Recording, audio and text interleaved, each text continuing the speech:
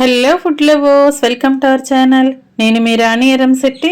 Friends, ఈరోజు ఒక బంగాళదుంపతో అరకప్పు అటుకులతో చాలా టేస్టీగా క్రిస్పీగా ఉండే టీ టైమ్ స్నాక్స్ రెసిపీ చేసి చూపించబోతున్నానండి. టీ టైమ్ స్నాక్స్ అంటే పెద్దవారు మాత్రమే తినేవి కాదండి, చిన్నపిల్లలు కూడా చాలా ఎంజాయ్ చేస్తూ ఇష్టంగా తినొచ్చు. టొమాటో సాస్తో సర్వ్ చేసుకుంటే వారందరికీ కూడా చాలా బాగా నచ్చుతుంది. ఆ ప్రాసెస్ అంతా చూద్దాం.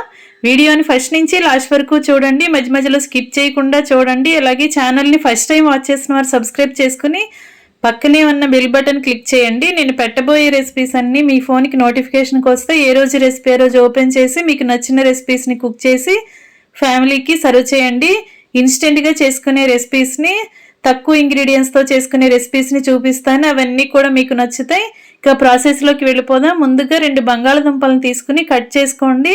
శుభ్రంగా కడిగిన తర్వాత ఒక గిన్నెలోకి వేసుకుని వాటర్ పోసుకుని కొంచెంగా సాల్ట్ వేసుకుని గిన్నెకు మూత పెట్టుకుని కుక్కర్లో పెట్టి 3 విజిల్స్ వచ్చేంత వరకు ఉడికించండి. ఉడికిన తర్వాత చూద్దాం. ఈ లోపుగా మనం అరకప్పు అటుకుల్ని తీసుకుని వాటిని శుభ్రం చేసుకోండి. డస్ట్ అనేది ఉంటుంది కదా, అలా ఏమీ లేకుండా శుభ్రం చేసుకుని ఒక గిన్నెలోకి వాటర్ తీసుకోండి. వాటర్లోకి ఈ అటుకుల్ని వేసుకుని ఇలా శుభ్రంగా కడగండి.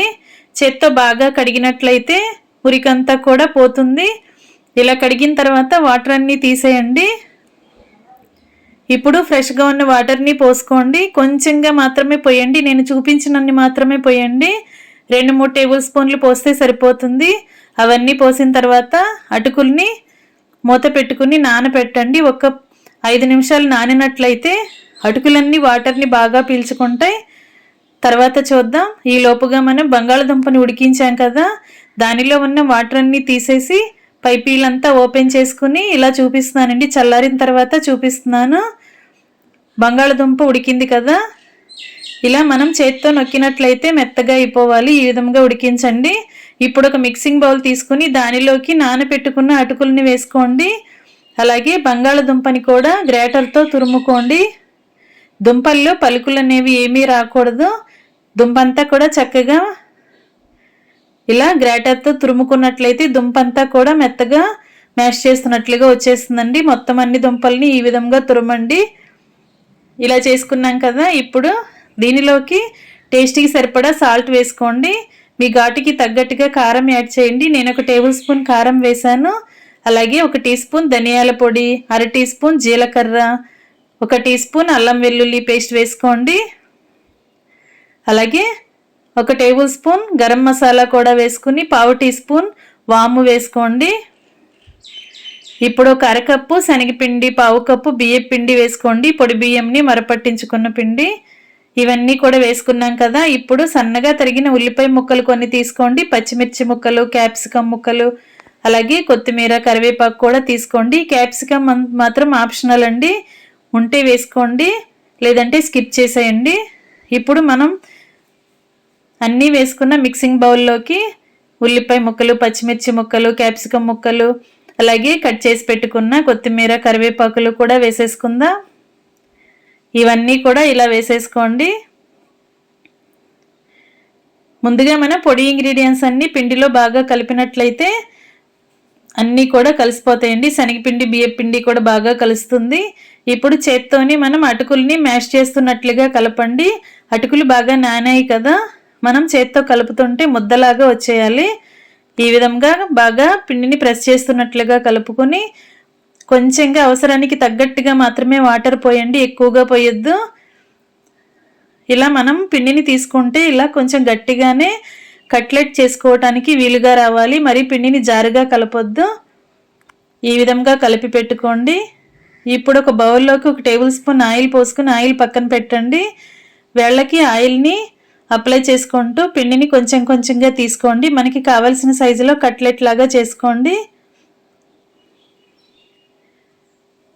ఇలా అరచేతికి కూడా ఆయిల్ అప్లై చేసుకుని పిండి ముద్దని అరచేతిలో పెట్టుకుని మనకి కావాల్సిన షేపులో చేసుకోవచ్చు.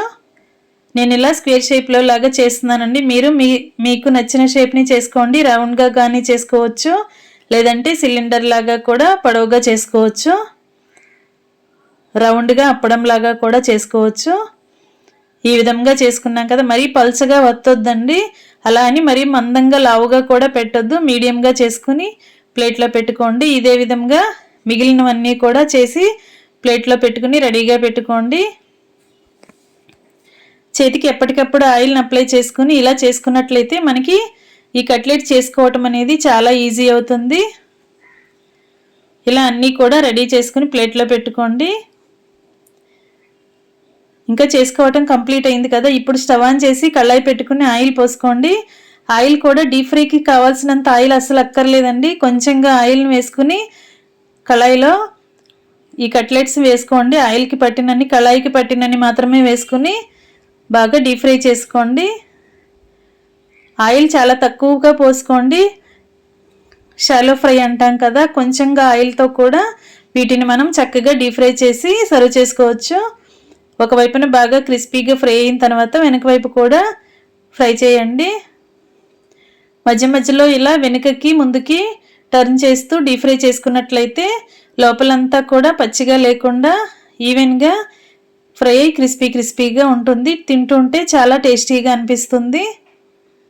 ఫ్లేమ్ మీడియంలో పెట్టుకుని మాత్రమే డీప్ ఫ్రై చేసుకోండి. అప్పుడే లోపల వరకు ఫ్రై అవుతుంది. లేదంటే లోపలంతా కూడా పచ్చిగా అనిపిస్తుందండి. ఇలా క్రిస్పీగా ఫ్రై అయిన తర్వాత ఆయిల్ నుండి గరిటెలోకి తీసేసుకోండి. ఇదే విధంగా మిగిలిన వాటిని కూడా డీప్ ఫ్రై చేసుకుందాం. ఫ్రెండ్స్, ఛానల్ని ఫస్ట్ టైం వాచ్ చేసిన వారైతే సబ్స్క్రైబ్ చేసుకుని పక్కనే ఉన్న బెల్ బటన్ క్లిక్ చేయటం మాత్రం మర్చిపోకండి. డైలీ నేను పెట్టబోయే రెసిపీస్ని చూడండి. మీకు నచ్చిన రెసిపీస్ని కుక్ చేసి పిల్లలకి సర్వ్ చేయండి. ఇంకా రెడీ అయిపోయండి. స్టవ్ ఆఫ్ చేసుకుని వేడివేడిగా పోహా పొటాటో కట్లెట్స్ని సర్వింగ్ ప్లేట్లోకి తీసుకుని టొమాటో సాస్తో ఫ్యామిలీకి సర్వ్ చేయటమే. మీ అందరూ కూడా ఒక్కసారి ఈ విధంగా ట్రై చేసి చూడండి. మీకు కూడా ఈ రెసిపీ చాలా బాగా నచ్చుతుంది. ఇన్స్టెంట్గా చేసుకునే బ్రేక్ఫాస్ట్ అనొచ్చు, టీ టైమ్ స్నాక్స్ అనొచ్చు. చాలా చాలా టేస్టీ రెసిపీ అండి. ఖచ్చితంగా ట్రై చేయండి. వీడియో నచ్చితే లైక్ చేయటం మాత్రం మర్చిపోకండి. మీ ఫ్రెండ్స్కి, ఫ్యామిలీ మెంబర్స్కి రెసిపీ షేర్ చేయండి. ఇలా మనం డైరెక్ట్గా కూడా తినొచ్చండి, లేదంటే టొమాటో సాస్తో సర్వ్ చేసుకోండి. Thanks for watching. నేను మీ రాణి ఎర్రంశెట్టి.